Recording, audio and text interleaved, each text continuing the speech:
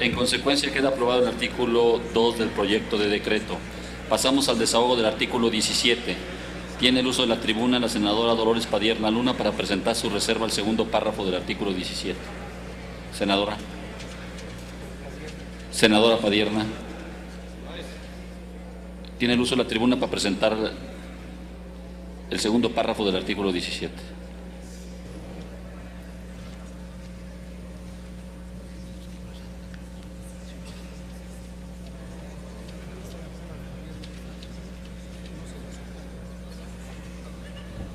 Con su venia, presidente, quisiera presentar a ustedes la propuesta de reformular el artículo 17 en su segundo párrafo, que se refiere a requerimientos financieros.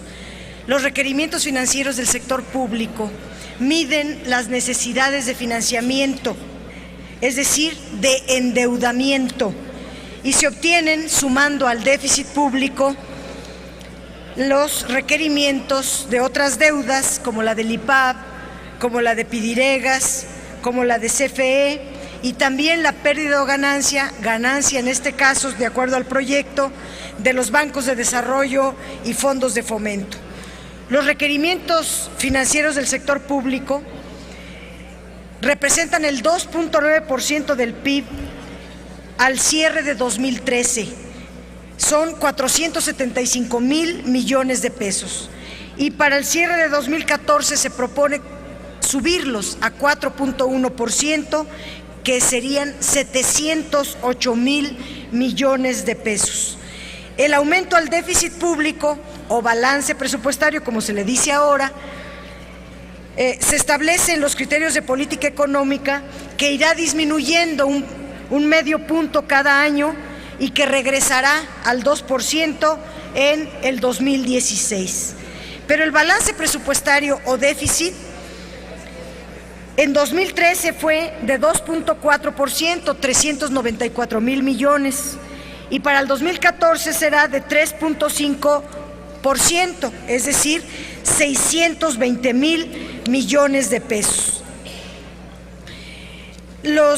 Si uno analiza los componentes, podríamos decir que el gasto del IPAB, los ajustes al IPAB, solo varían de acuerdo al tipo de cambio y a la inflación, que los Pidiregas ya están considerados y que es más o menos el mismo monto de un año al otro, y que la banca de desarrollo se prevé un margen positivo. Así que los requerimientos financieros del sector público crecen por el déficit presupuestal. Y este mayor déficit presupuestal crece por un aumento, por un aumento del gasto neto. Lo que habría que hacer es entonces la reducción del gasto neto no indispensable.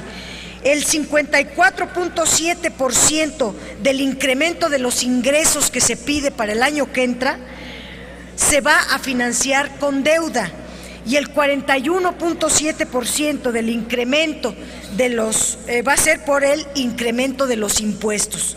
Los impuestos y la deuda van a financiar el gasto público del año que entra. El monto de estos requerimientos financieros del sector público es de 708,000 millones de pesos, y son adicionales a los 580,000 millones de pesos que se pide de nueva deuda para el 2014. Pero además se plantea obtener un superávit en Pemex y en CFE. Para que los organismos públicos puedan tener superávit, los sobreendeudan, y Pemex va a tener una deuda el año que entra de 358,000 millones de pesos y la CFE de 170,000 millones de pesos. En el año 2014, que se avecina además un escenario de mayores tasas de interés globales, así que pedir crédito o acudir un mayor endeudamiento no es una medida adecuada. Cada peso va a costar mucho, de acuerdo a todos los pronósticos. Esta reforma fiscal llega cuando el crecimiento ya se desinfló, llega tarde y va contra el crecimiento económico.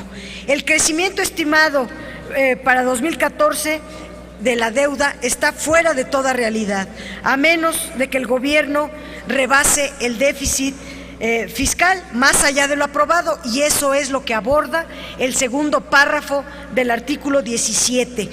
En este párrafo, el gobierno federal pide rebasar en 2% del gasto neto total los requerimientos financieros del sector público sin autorización previa del Congreso. Ese 2% de más deuda no es facultad del Ejecutivo, tiene que pasar por el Congreso. De acuerdo a la Constitución, es el Congreso el único que puede aprobar deuda. Y vuelvo a señalar, estos montos gigantescos para un solo año solo tienen una explicación, y es cubrir el hoyo fiscal derivado de la privatización de Pemex. Y solicito que reflexionen su voto, senadoras y senadores, porque están sobreendeudando al país con esta autorización y, sobre todo, conculcando sus propias facultades constitucionales escritas en el 73 de la Constitución. La reserva ya está presentada. Pido que voten a favor de mi reserva. Solicito a la Secretaría de Lectura la propuesta de modificación del artículo 17.